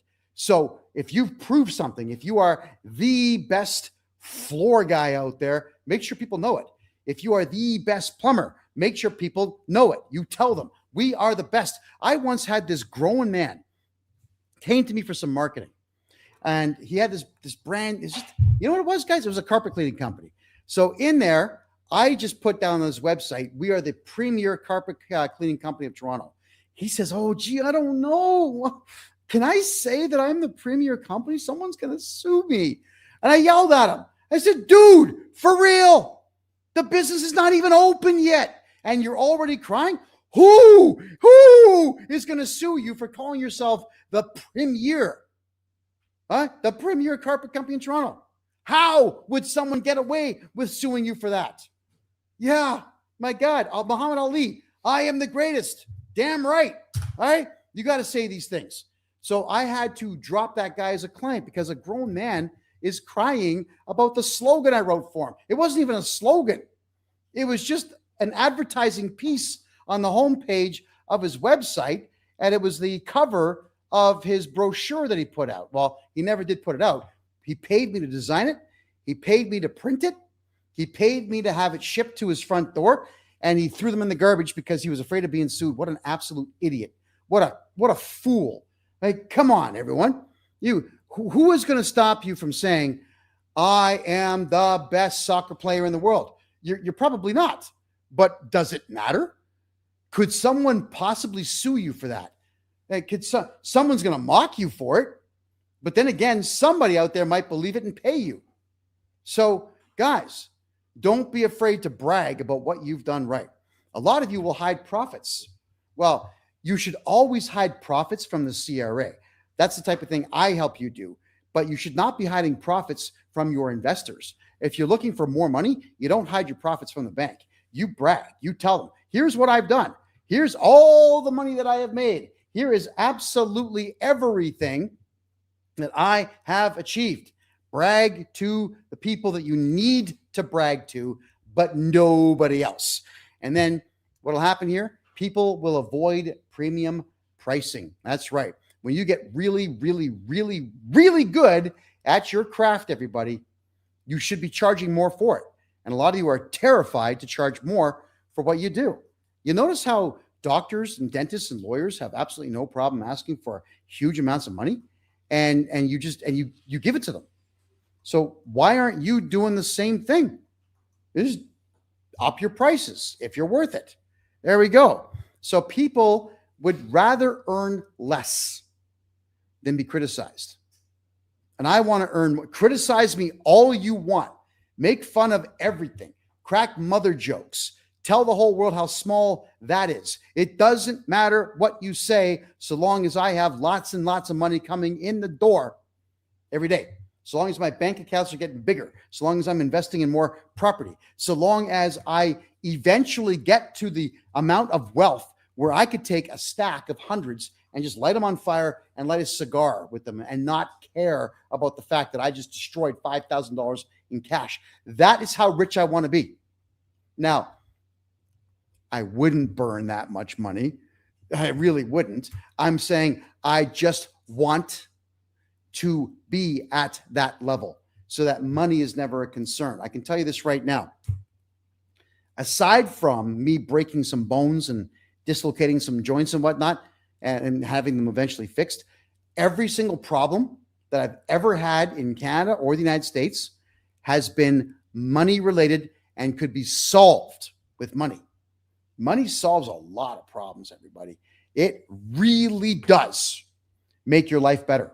You should aspire to have more of it. You should not aspire to get drunk on the weekend with the guys. You should not aspire to find an ounce of weed out there at half price from some dealer that you don't know. I mean, imagine the idea. A lot of you out there will drive around town looking to buy drugs from some guy on the street that you don't know, and you're going to put it in your body. And that's what you aspire to do. You know, when you're drunk, you're not thinking about anything. When you're high, you're not thinking about anything. And when you're not thinking about anything, you'll become nothing. That's correct. You are nothing when you're not thinking. So check this circle out, everybody. And I know so many people like this. And I don't hang out with them anymore. And I won't want them back in my personal life anymore. But they make money during the week so they can run out and buy a case of beer and 2 ounces of weed. So they're going to get loaded and stoned all at the same time. So you spend 5 days just waiting for Friday to get drunk and high, to achieve nothing for the next 48 to 56 hours, to go back to work and repeat the cycle. You're working a job you hate, paying probably up to 38% tax on that money, and then blowing that money on liquor that turns into urine in less than 30 minutes and into weed that turns off your brain. And yes, I have tried weed for those who have asked me there. And the big problem with weed and me is I go from a thinking individual with a massive vocabulary to a moron staring at the wall. And I'm not interested in drooling all over myself, regardless of what any of you think. It ain't for me. It's not going to help me think more. It's not going to unlock spirits that I didn't know were there. It's not going to help me in any way, shape, or form improve my life. Period. So for me, let me tell you how the weekends work for myself and for successful people. I wake up at 5 a.m. on Saturday. I answer emails for the first 2.5 hours of my day. I talk to at least 3 to 5 clients, and around 1 p.m., I go to the gym. In the evening, I'll take some more phone calls. I'll make some sales calls. I'll return calls to those who want to buy something, and then I'll have dinner. And then typically by that time, because I woke up at 5 and I'm burning out my brain all day on real events, I'm asleep by like 9 or 10 at night. I have no shame telling you that I'm asleep at 10 because I was up at 5. I'm okay with that. Wake up at 5 and do it again on Sunday. And I am okay with that life because it pays. It pays. I have zero interest in living this lavish, stupid, comfortable life on the weekends. I did that. Do you know what it did for me? It made me broke. And that is why I did tonight's show, everyone. I want you all to think a little bit more positively about what you can achieve. But I would also like all of you to understand that there are sacrifices you have to make. If you want to be rich, you will be criticized. You'll be mocked. You'll be insulted. You're going to offend people. You're going to offend all kinds of people when you're on your way to the top. Family will be jealous of you and stop talking to you. People that you know are going to tell you, oh, that'll never work. Why? Don't do that. No, just get a job like me. That's what you're going to find, everyone. My father gave me horrible advice. In fact, he made me angry with it when I was about 19 years of age. He says to me, don't be an individual. Don't upset the apple cart. You'll always show up at work half an hour early and stay half an hour late so you can impress the boss. Yeah. Don't get a weird haircut. Don't have earrings. Don't do this. Don't wear jewelry. Don't in any way, shape, or form upset anyone. Don't have opinions in public. Don't do any of these things. Just fit in. And I exploded. Really? That's the advice you want to give to me? I don't want your life. It didn't work for you. You've got a crap house that's falling apart. You've got a crap car that you can't afford to fix. And you're about 180 pounds overweight and no one likes you. That's not the life I want. I will not be taking that advice. And I get that stupid nonsense where he stands up and he's ready to give me a slap. Who do you think you're talking to? Well, you see, I'm no longer 10 years old at this particular point. So I told him, I think I'm talking to a fat failure. Now, eventually, he and I worked it out. All right? We became pals in my 30s. But that was the advice that I got when I was 19. Don't be an individual. Don't rock the boat. Don't be loud. Don't be obnoxious. Yeah. He said everything to me that every failure in Canada and Australia, the United Kingdom, every failure out there has ever believed. If you were to take my father's advice, you would be broke like he was. He died a very broke man. I will not die a very broke man. I'm going to have something to show for all of my efforts. I'm going to have something to leave to my kids and to their kids, not just money and property, but a whole bunch of recorded videos that explains to them how to retain money, how it works, how to never be broke, how to navigate the crazy world. Because as crazy as the world is now, it's going to be crazier when my grandkids are trying to navigate it. So last conclusions here. People would rather have social acceptance than financial dominance. I'm the exact opposite. I don't care about being accepted, especially when I'm in a position to be accepted by people who have zero intellect. Not interested. Just you people go away and I'll keep making money. Business requires visibility. It requires you to be loud and obnoxious. So get out there and be loud and obnoxious. If no one is paying attention to you, nobody's paying you a penny, folks. Nobody. So the owner unconsciously chooses respectability over wealth. I don't need respect from anyone except for a select 3 people in my life. I don't need to be respected. I need to be rich. So I will do whatever it takes to get there. And I'm encouraging all of you to watch Kevin O'Leary and even watch me now. I want to make money. All right. So close your lips and go, I want to make money. All right. Make sure your teeth show at the end of it. I want to make money. Money is freaking awesome, everyone. So get out there, get loud, get noticed, get obnoxious, and at the same time, get rich. Herein endeth the lecture. I will now take questions. And I see we have a couple of them here in TikTok. Let's have a look at what people are saying here. Canola Girl wants to be part of the team. Canola Girl, you know exactly how to do it. Go to the website. Chris is standing by right now. He will take your email. Go to kevinjjohnston.com and email Chris that you want to be a part of it. Alrighty. What else do we have in the way of questions? Guys, now's a chance. If you got questions about tax and money or being rich, get on there. Alrighty. What do I do for fun? I make money. I make money. All right. And with my money, from time to time, I will go to a farm that I know and ride horses. And from time to time, I'll rent Sea-Doos and I'll power on for like 6 hours on the water. And from time to time, I'll go to the beach. But mostly, it's making money, folks. I like making money. Let's head over to the YouTube room right now.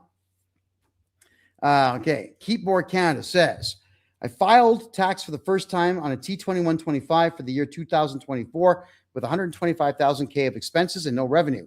Receive CRA Special Assessment Program questionnaire, business commencement and deductibility, best strategic response. All right, we get those. Our clients do get those from time to time. So what you want to do, everybody, is give them the most minimal amount of information possible. You don't have to answer every single question. You are allowed to say, my accountant has that information. So what you could do, everybody, is grab yourself a consultation. Let me read it, and I'll tell you exactly what the answers are. Head over to kevinjjohnston.com right now and grab yourself a consultation. And don't forget, everyone, we're down to 7 spots now. 7 spots for the group consultation, which is the last Wednesday night of every month at 8 p.m. Eastern Time. February 25th is the next one. In fact, that's in a week. So for $250, it's a 3-hour time. Everybody gets to ask me a question directly. It's a lot of fun. It is never published. We don't ever put any of it on YouTube because it is a private consult, just $250. Head over to kevinjjohnston.com right now and grab your spot. All right, let's get back to your questions here. Cindy, what do you think of what's happening in British Columbia with the natives and property? Something I warned everybody about back in 2021. Nobody listened to me when I said that UNDRIP, United Nations DRIP, was going to make a play to try to steal people's property, and they were going to use this native band nonsense to do it. Well, here we are. Just 5 short years later, here we are. Everything that I was mocked for, remember we talked about mockery? Everything I was mocked for in 2021 has come true today. What do I think? I think that anybody who's going to have their house stolen by this should revolt and go straight to war. That's what I think. If you're taking my house with a piece of paper, you are never going to see the light of day again. I am not going to allow a piece of paper to take anything from me, period. But, that's what you do when you are a real man. Most of you out there are just going to cry and say, you believe this? Some native guy took my house. And what? You're just going to let this guy move into your house? You're just going to grab your property and move out because a piece of paper showed up saying you're going to leave your house? You mean you're not going to kick the door in at 2 o'clock in the morning and take your house back? Well, that's exactly what it means. Now, what do I think about it? It's a scam. It's a complete and total scam. None of those tribes exist anymore at all, but everybody's falling for it because white people feel guilty about being successful. Never feel guilty about being successful. So everyone's just putting up with it. It's too bad, but it's not my problem. All right. GST 12 tax. You will do, and I'm learning digital marketing to make more money. Yeah. Okay, guys, digital marketing, make money, get out there and up your skill set. Just because you think you're smart today doesn't mean you actually are. And there's nothing wrong if you are smart in being smarter. There's nothing wrong with knowing more. If you can learn more, do that. Learn more, do more. So good on you for doing that. Okay. Travis says, I don't have the money for the fee to do this program. Well, I'm sorry. Which program are you talking about, Travis? Let me know. Master says, I have an appointment with you at 9 a.m. Okay, looking forward to it. I'll see you at 9 a.m. Fabulous. All right, Lane, what the hell? Lane Beefus. Beavis and Butthead's cousin, I guess, right? All right. I've inherited a house along with my sister. I want to put it into a corp before I sell it for no tax. You don't sell it to a corporation. We simply transfer it to a corporation. So this is true in Canada, United Kingdom, United States, Australia, New Zealand, all of the above. All we do is register a corporation. In Canada, it's better if it's a numbered corporation, not named, and just move the property into it, and it is safe and completely outside of scrutiny and lawsuits, period. And yes, that is the right move. Bluesman says, Canadian police want us to leave our car keys at the front door so thieves can kick in the door and take your car. Yeah, that is Canadian policing, by the way. And if you shoot the guy stealing your car, the cops will arrest you and buy dinner for the car thief. That's how Canadian cops function. I have no use for them. Canadian police serve zero purpose anymore. And I mean zero purpose. So what that means, everybody, is that you need to change your house setup. You got to put bars on your windows now. I never thought it would be like that in Canada, but here we are. You have to make sure that you have a cage around your front door. The best thing in the world you can do, especially if you've got a front porch that's kind of enclosed, is have a cage door on it, get a combination lock. So you have to open your cage door with a combination lock, close it behind you so you're safe on your front porch, and then go in through your front door. And this way, they're not going to select your front door, because how would they kick a cage down with a big combination lock on it? They won't. So the idea here, everybody, is you need to make sure that you've got the house that looks way too difficult to break into, and they won't break into it. So I'm just getting a bit of a blur here. Let me fix this. There we are. All right, next question.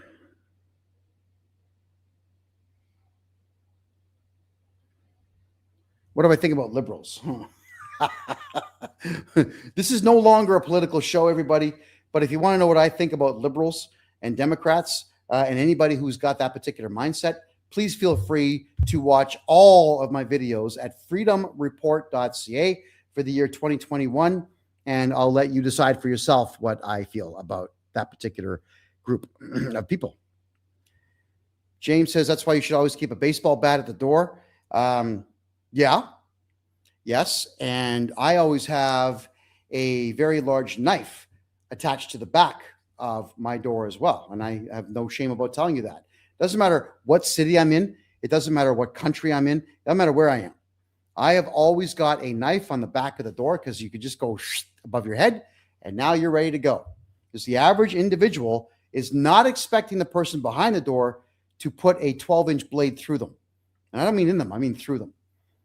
I do not care what Canadian law says about defending myself. If you're breaking into my house, I'm going to have to do that to you. It's just that simple. But the average Canadian doesn't think that way. And believe me, do you really think the thief that you've just stabbed is going to go to the police? Hi, I just kicked this guy's door in. I was armed with a gun and I got stabbed. They're not going to do that, folks. So defend your property. And what I love about the United States, I love castle law. Costa Rica has it too. So if you break into someone's house in Costa Rica, just shoot them. And the cops will come by, pick up the corpse, and tap their hat and walk away. All right? I love the idea of castle law. We all work hard for our homes. We should be able to defend them. And I will defend what I have, because I know exactly how hard I have worked for every single thing I have.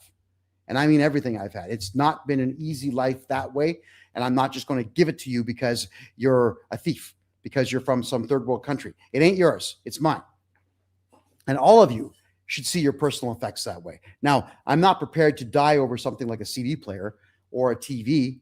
But at the same time, if you're breaking into my house and I've got family there, I have no choice but to assume that you will harm them. And it's my job as a man to put myself in the way of it all, to put myself in the front line. It's a duty. It's not just a job. It's a duty for me to protect. Protect, people. Protect. Please protect what you have. Do you do the process of moving a house into a numbered corporation? We don't actually do that part of it, but we have lawyers that will do that for you. We'll put you in touch with the correct lawyer. I'll get you the corporation registered. I'll get you the lawyer's name, and you are off to the races, everybody. If I sell a business in Canada, how can you avoid capital gains altogether? By shutting the F up. Why would you call the CRA? Hello, CRA. I just sold the corporation I've been running for 26 years. I only put $1 million into it at the beginning, and I sold it for $47 million. Would you please tax me the difference? Shut up. That's what you do. Quiet. Remember that droopy cartoon? Shut up. Quiet. Be quiet. Stop talking about your gains. Stop talking about your good luck. If you sell a corporation, that's it. Case closed. You stop talking about it. The new owner will be the one reporting taxes on it. That's it. Take the money, move it to the United States, move it to Panama, move it into crypto, move it somewhere, but don't talk about it. You're not legally obligated to tell anyone about your capital gains. Everything you put on a tax return is voluntary. So if you put something on a tax return and you get a tax bill, that's on you. Digital ID started in Toronto, we're screwed. Right. Well, don't live in Toronto. If you're going to be forced to have digital identification where they merge everything, your health card, gun license, driver's license, boat license, pilot license, hunting license, fishing license, if they're putting all of that together into one ID, it's time to go. I wouldn't do it. Not now, not ever. Period. In fact, everybody, you didn't hear this from me, but the South Koreans now have a way to completely remove fingerprints. So I think a lot of you out there should start living more anonymously than you have been, because things are getting strange and North America is just no longer the place to be. I mean, it's just not. I have more freedom here in Panama than I ever had in Canada in the last 20 years. And that's too bad. It really is unfortunate, because Canada at one point was great. Now, I wouldn't give you $10 for the entire country. Okay, keep going here. Oh, Jay, we got a wise ass here. You don't care about Canadian law, no doubt. You're not here. I work with, beginning of the show, I said this. I work within the Criminal Code of Canada. I do not break criminal law. But I did say, and I stand by this, I don't give a rat's ass about the Income Tax Act, the Excise Tax Act, the GST Act, the CRA Act, the Fisheries Act. It doesn't matter. Those aren't laws. Those are rules.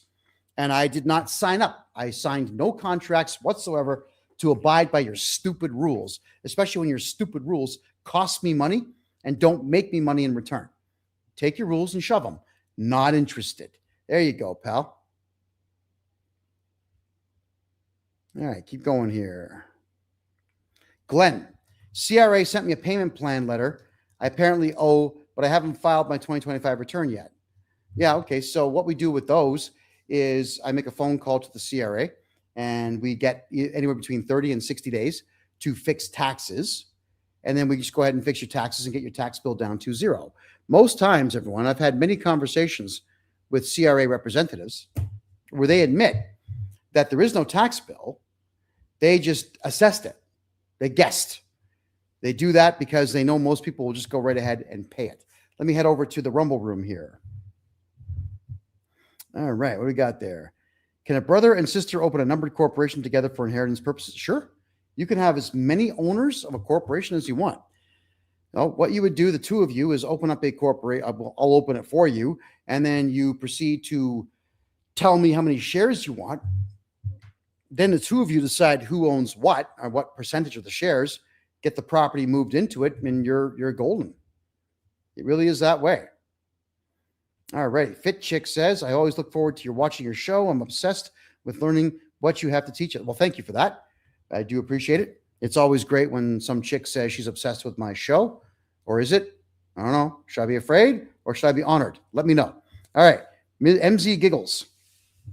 Hi, Kevin. Question. Are you doing a crypto course in the future? Yes, we are. But I'm still waiting to hear back from two of the crypto experts that I've sent proposals to. I've spoken to them on the phone, and I gave them a proposal, one where I pay them for their time. I haven't heard an answer yet, but when I do, I'll give you an answer. That is a promise. My Rumble chat says, ChatGPT told me that when the CRA has an RTP on your personal account, which is a requirement to pay, they also monitor your corporate business account behind the scenes.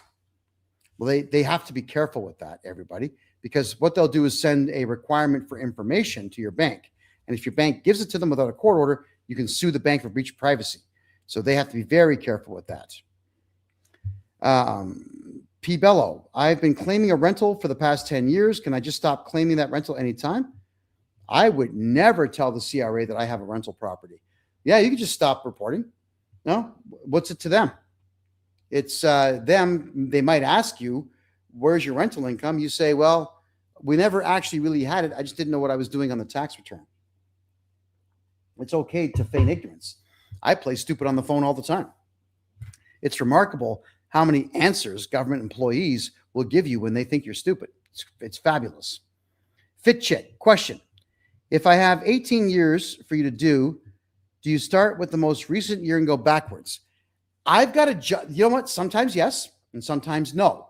We have to judge what you may have told the CRA in the past. And we've also got to judge things like, have you received a T4 or a T4A for working for an employer somewhere? And if that is the case, then we absolutely need to start from today and work backwards. But if you have things like dividends, T5 forms, then I have to do those years first and wipe out the T5 form. There we go. Nickman says, so Kevin, you say acts are environmental acts. They're the same. Nickman, I do not understand that question. Could you please rephrase that? Let me go now to the,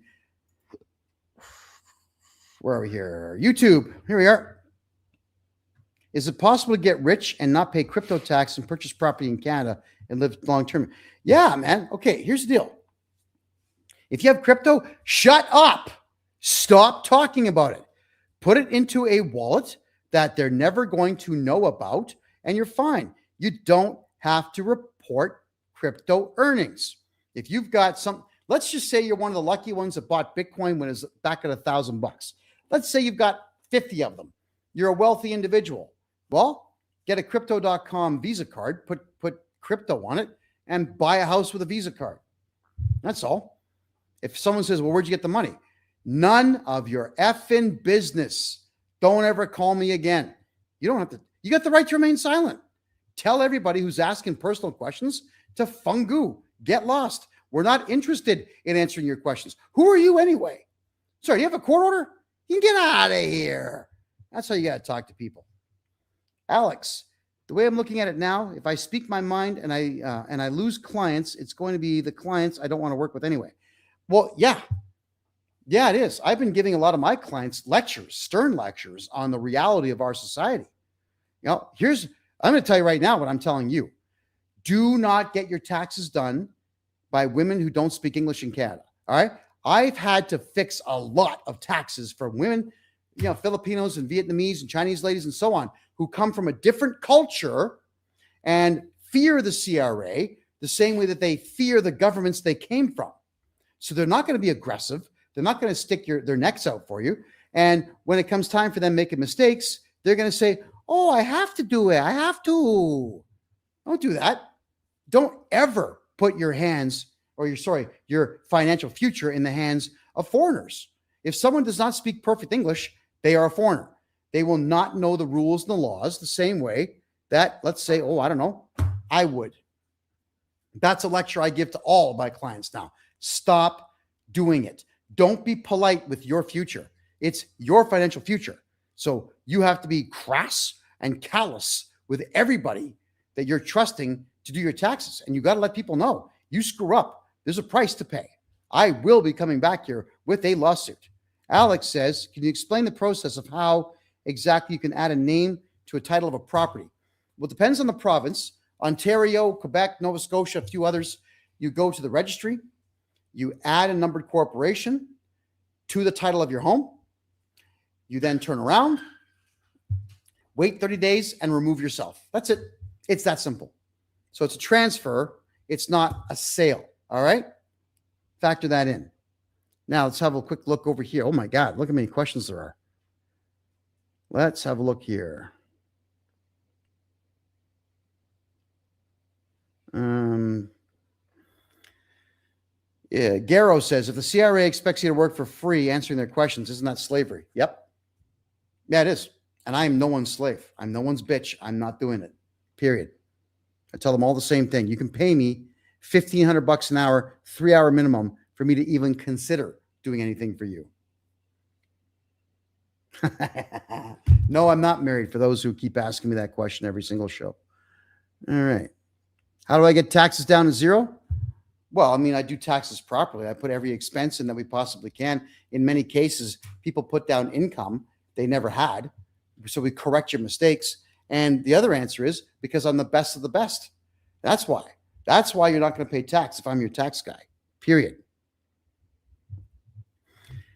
Budima. Let's say, hypothetically, I pay a company in Hong Kong as an expense for my Canadian corporation. There's a second part to this. And they purchase me in crypto, and I hold that in a non-KYC wallet. How do I eventually cash that out? Crypto.com has got the Bitcoin Visa card. You can put Bitcoin and Ethereum onto it and spend it like cash. You can do that. There's guys like me who will buy your crypto. I do buy a lot of crypto. I buy gold and I buy silver. I don't buy gems, at least not yet, but I'm going to be heading out to Sri Lanka next year to learn everything about the gems market. And maybe they'll have some insight for you on that. Yellow diamonds. I will buy yellow diamonds, but the inspector, like the expert I have in my personal life down here, will have to look at it and let me know if they're of value. But that's how you do it, pal. You can also have a bank account down here in Panama with Tower Bank. They'll take your Bitcoin and give you cash for it. There's a bunch of banks doing that now. Well, Gen X79, sure, I'll do your taxes. I can't wait to do taxes for people. When I do taxes for people, they don't pay tax. Okay. We got married in September. Should we file together or separate? Never tell the CRA you're married.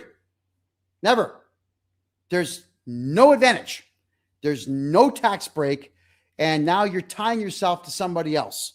And whatever mistakes you make could reflect on them. Don't do it. Do not ever report as a married man or a married woman. There is nothing but pain and heartache that comes with that. Keep your private life private. If you're married, nobody should know. No one should know if you've got a boyfriend, girlfriend, side chick, side guy. Nobody should know if you make money. No one should even know what car you drive. Nobody should know anything about your private lives. Glenn, can a bank force me to use a lawyer's trust account to hold and disperse my construction draw funds? Well, if your construction company is a private company, nobody can force you to do anything.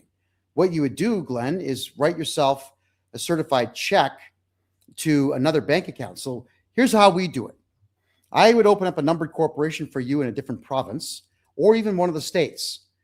We get a bank account for you, and then you would get a check or a bank draft written to that new corporation and put the entire amount from that one bank account into the new bank account. Protected, done. No, you cannot be forced to use a trust. If you do, you file criminal charges for theft and you sue them for tort fraud. Goodwins or Godwins. Can we stop paying taxes since our government is so corrupt? Now being let, okay, guys, Epstein files sure is one thing. There's going to be a lot of people indicted on that. I'm sure of it. I don't give my money to the government because I've been to war zones around the world. I know that the Canadian government is funding wars in at least 20 different countries. I've seen the dead bodies. I've seen the dead children for myself. You all know I've been to Eritrea, Ethiopia, Lesotho. I've been to Myanmar. I've been to Nigeria. I was in Bangladesh. And the locals will all say the same thing. The Canadian government is funding all these people killing us.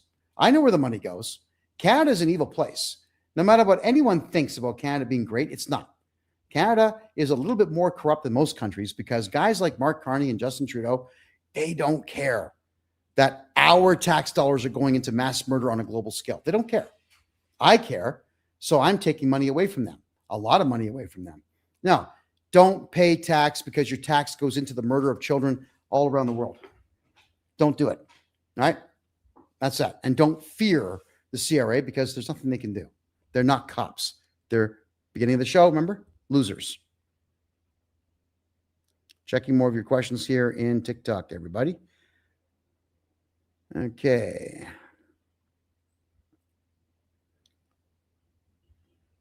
All right, prototype. If I have a loss in crypto, can I write the loss on my taxes? Oh, God, yeah. Okay, but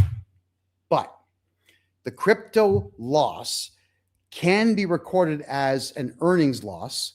It can also be recorded as a, ready for this, everyone? Capital loss, right? So let's say, for example, you sell a house, you make a $10 million profit on the house, and you're stupid, and you tell the CRA about it. You say, hi, CRA, I just sold a house for 10 million bucks with a $9 million capital gain. But if you lost $12 million in a crypto scam, well, then you now have the benefit of a $300,000 capital loss that'll wipe out so that you can carry forward because you've wiped out the $9 million capital gain on the house. But you still don't want to tell them it's crypto if you can avoid it. Top C, no, software not ready yet, but I'll announce it when it is. Believe me. Okay, YouTube. Kevin, I asked about transferring property to a corporation to defer taxes. Use Section 85 election under the Income Tax Act to transfer a price between your original cost. Okay, guys. Yeah, you can follow the Income Tax Act to the letter of the law to transfer property, but it's better just to transfer property and shut up about it. Just don't tell people you're transferring property. Don't tell the CRA anything about your personal life. You are asking for trouble if you're reporting anything. Okay. Do I have any advice for poor people who cannot eat or cannot afford to eat in Canada? Well, you have to rebuild. I mean, look, I've been there. I've been flat broke twice in life. I went bankrupt once. It sucks. You got to do what you got to do. I went to food banks. I made deals I didn't want to make. I did slave labor jobs for people just to get my hands on a place to stay for a couple of months. It sucks, folks. But what I can say is that the food banks seem to still be handing out a decent amount of food for individuals. I mean, some of the food banks I went to would limit me to 5 cans a week. There was one in Calgary, however, where I would get a full 10 days worth of food in one big box. God, man, I even got a cake once. It's kind of crazy. You got to do what you got to do, people. You know, the churches, the Christian churches out there will feed people. And here's the other one. This is what people don't know, is that if you go to a Sikh Gurdwara and you walk in there, be respectful when you go because, you know, it's not your house, it's theirs.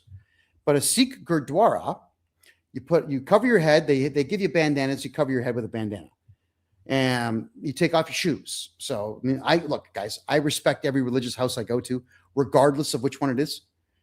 And you take off your shoes, and you can go into the kitchen, and they will feed you free. They just feed you. There's a massive Gurdwara in my hometown, in the city of Mississauga. What I would do is I would donate typically like a big bag of sugar or a big bag of potatoes or something like that.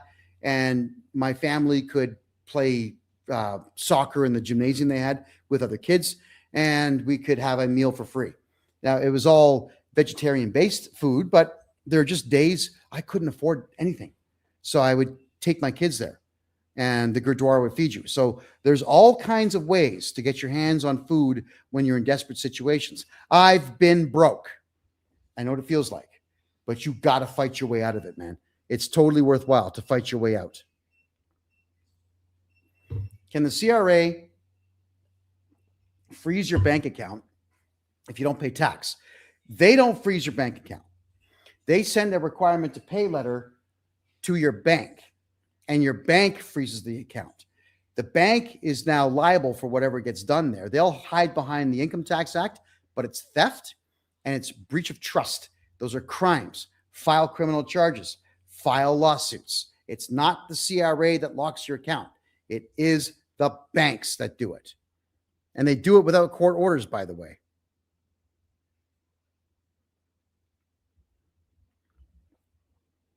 Okay. Just checking more of your questions here. Can you do a numbered corporation if you have a judgment on your home? Yes, you can always transfer a property, but the lien goes with it. However, the property, even with the lien on it, is still safer in a numbered corporation than it is in a personal name. I'm just going to shoot back over to the Rumble room for a second here. Mike J. Landry, question. If the CRA says I have to make 2 annual tax payments in advance to taxes being filed if I over 10K. Yeah, okay, guys, the CRA, depending on who whoever the loser is that's phoning you, the CRA will tell you that you have to prepay tax for the following tax year. You don't. There's no law that says you have to. There's no law that says you even have to pay tax. Why would you give money to the CRA in advance just because some loser on the phone tells you to? Don't be foolish. Yeah, you'll be broke. No, you do not have to pay anything in advance. Who cares what they say? If you judgment proof yourself, house in a corporation, car in a corporation, run your entire life out of corporate bank accounts the CRA does not know about, then everything's going to be fine. They have nothing to threaten you with. And I mean absolutely nothing. Do I accept Bitcoin as payment for services? Not only do I accept crypto for services that we render here, we give a 10% discount on every service that we offer if you pay in crypto. Bitcoin, Ethereum, USDC, not DT. I want DC, please. Solana, XRP. I love that one. What else? I'm missing. Oh, Chainlink. I'll take Chainlink. I give 10% discounts when you pay by crypto. I'd rather have crypto than Canadian any day of the week.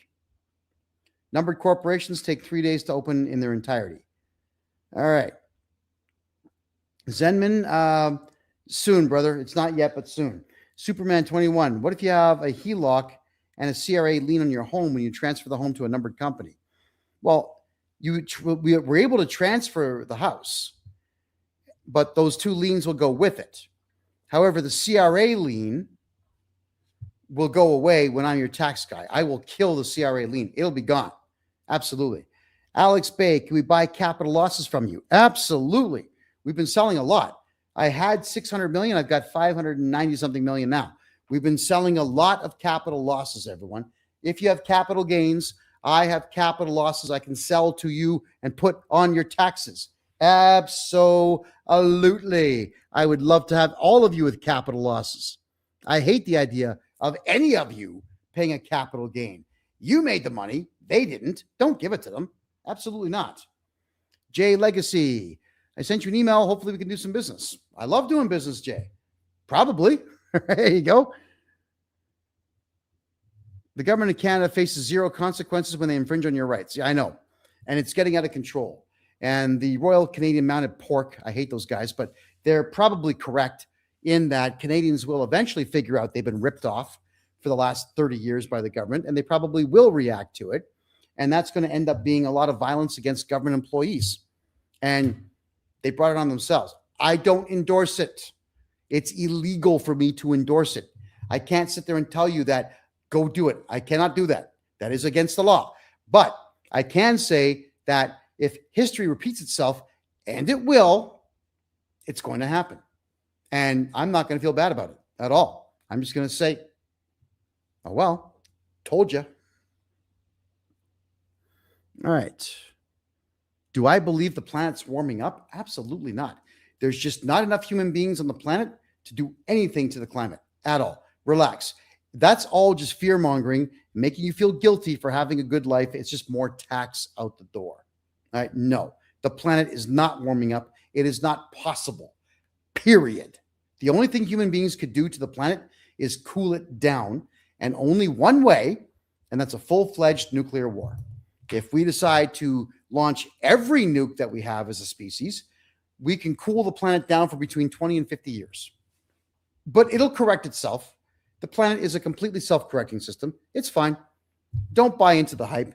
No, I don't invest in green technologies. As much as I love the idea of having a solar farm that can supply me all the electricity I would ever need, something that I will do when I eventually retire on a farm, I don't believe for an instant that I should put my life on hold nor feel guilty about my success levels because someone else out there says I should be concerned about the planet.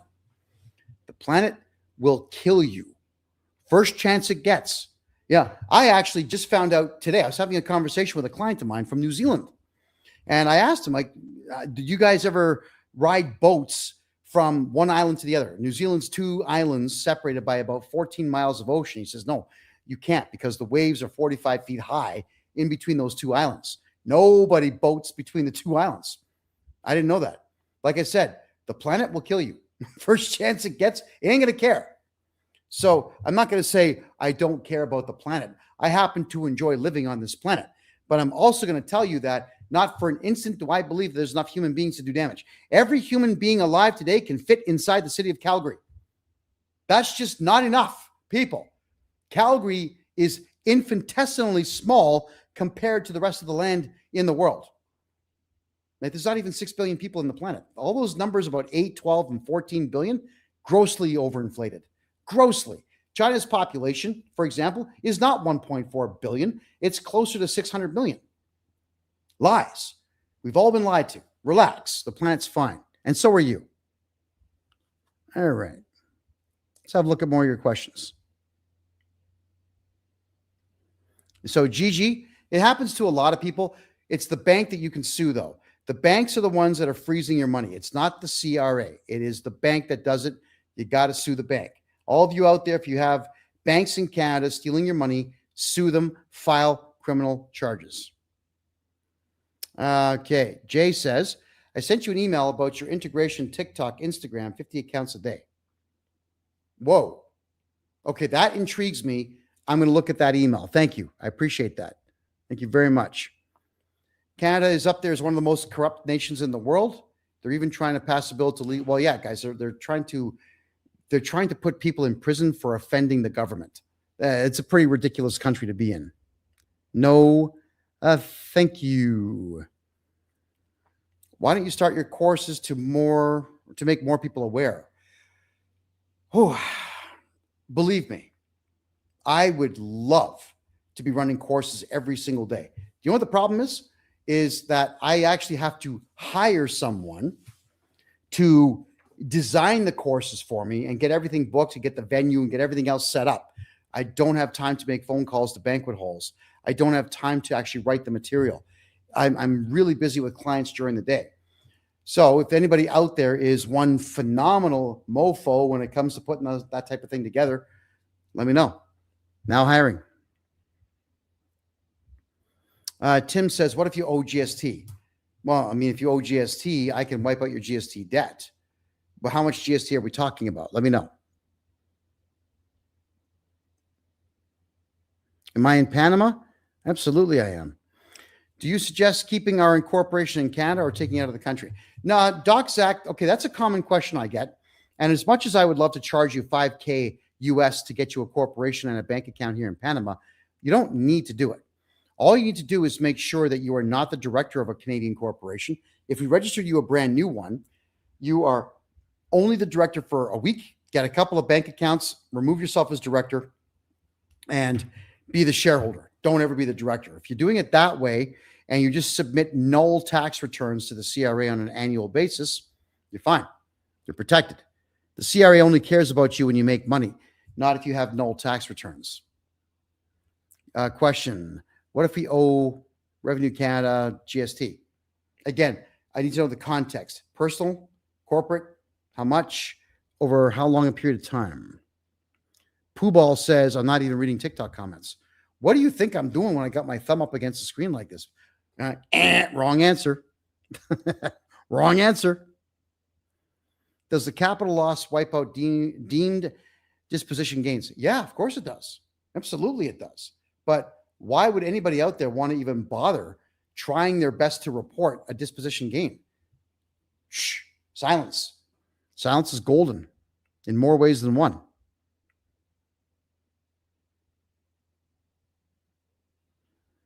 Okay. Is it a good idea to have more than one company? Yeah. I have over, it's got to be 400 now. Has to be, easily. I buy a lot of corporations. And I've registered a lot of corporations because no one's going to get my stuff. The CRA is never going to figure out anything about those corporations, period, because I don't tell them. And also, even though the province says, hey, we need you to tell us who the shareholders are, I don't care what you need. I need you to kiss my ass. Too bad. It's not going to happen. Do not share that information with anyone. How much will they tax you if I cash a lira before age 50? It doesn't matter. They'll tax you about 38 to 45%. It doesn't matter. I would get you all the tax money back in the following tax year. I've got a tactic to get that to work, and it works incredibly well. Jay says, I'm doing $75,000 a month in payroll. Can you save me money? Not only can I save you money, I can put some of that right back into your corporation as capital. Jay, go to my website right now, kevinjjohnston.com, put payroll guy in the subject line right now. Please mark that down. I'm going to be on a phone call with you tomorrow. I have no problem with that whatsoever. And I'm going to tell you exactly how I take over your payroll. I take all your liabilities away from you, and I'm going to put 10% of it back in your pocket immediately. You're going to love this plan, folks. All of you out there who run companies, let me take over your GST filings. Let me take over all of your payroll. I'm putting money back in your pocket as capital, and it's legal. That's the best part of it. It's free money. Period. If you guys want free money, let's do some business, folks. If you have a company and you're charging GST or HST, get a hold of me. I want to put you into our HST program where you get money back. If you need payroll done, get a hold of me. I'm putting money in your pocket. Money in your pocket. All liabilities gone. We take over the liabilities from you. Why? Because the CRA is terrified of me. You think they're chasing me for money? It's never going to happen. Once they realize it's me, yeah, they give up every single time. Tim, if you have $175,000 in GST debt, get a hold of me on my website right now. My name, kevinjjohnston.com. Use the contact form and tell me that you want to get rid of GST debt. I'm going to buy your corporation from you and take that debt. That's what I do. I take debt away. Jay, I'm the man. I'm here now in the flesh. All right, Jay. Well, hopefully you've given me your phone number and email, because I am going to call you. Thank you very much. El Mampapano. I've been harassed for 15 years asking to pay some money that I never received in business. Okay. I need more details on that. That's probably a consultation that you need with me. Let's get that booked. All right. Yeah, Jay, awesome news, brother. That's awesome. Thank you for letting me know that. How do I remove myself as the executor from my parents' estate? Well, first off, get all the money, get all the property transferred, get everything. And then you simply would step down by filling out an affidavit. This is something that I can do for anybody out there. It's $2,500 or go to a lawyer for $25,000. It's up to you. But we put forward the appropriate affidavit. We register it with the courts, and then we register that with the CRA. Once you step down, nothing they can do, period. Because it's not like you're the director of a corporation. You're just the executor. And all we say is you never wanted to be. But there's very specific legal wording on that before we pull that stunt. Let's check more here. All right, guys. I'm seeing a lot of the same question here. If you have debt, if your corporation in Canada has debt, lots of it, payroll, GST, tax, income tax, lawsuits, judgments, municipal fines, if you have any of these issues at all, then please sell your company to me. Go to kevinjjohnston. You could type this in directly. Type in my name, kevinjjohnston.biz. All right, that takes you to one page on my website with an actual contact form. And that contact form is going to get you to answer questions about your corporation. And it's going to tell me exactly how much your debt you have and tell all my entire team what we got to do to serve that. So we will buy your corporation. If you have GST that you collect, I'll put you on the GST program. And oh my God, the 2 hours are almost up. Woo! Where in the hell does time go? Don't forget, everyone, go to my website, kevinjjohnston.com, and sign up, man. We have the group consultation taking place, which is absolutely the last Wednesday of every single month. That is Wednesday, the 25th of February at 8 p.m. Eastern Time, go to my website. It's only $250. It's 3 hours. It's private. Everybody gets to ask a question directly to me in the chat room. And whenever you're in doubt, if you're actually talking to me and not AI, please ask me to put on my funky New Year's glasses. I will put them on. We have clients of mine that are getting ripped off because they're talking to AI bots out there. They're talking to scammers. All right. If you're not speaking to me face to face, don't give anybody money. If you haven't spoken to me and said, hey, Kevin, hold the mouse up with the blue camouflage. There you go. Hey, Kevin, hold up your other blue mouse. Hey, Kevin, why don't you press that easy button? That was easy. I've got all kinds of crap on my desk here. All right. I will show you that I'm real. Don't give money to robots, everyone. And don't forget to sign up, please, if you would, for the group consultation. I just got notification there's only 4 spots left. So get in there and get it done. My name is Kevin J. Johnston. This is the Tax and Money Show that runs absolutely every single Tuesday at 9 p.m. Eastern Time. We talk crypto, we talk real estate, we talk money, we talk tax, and we talk about how to never pay it again. I'll see you in a week. I love you all, and good night.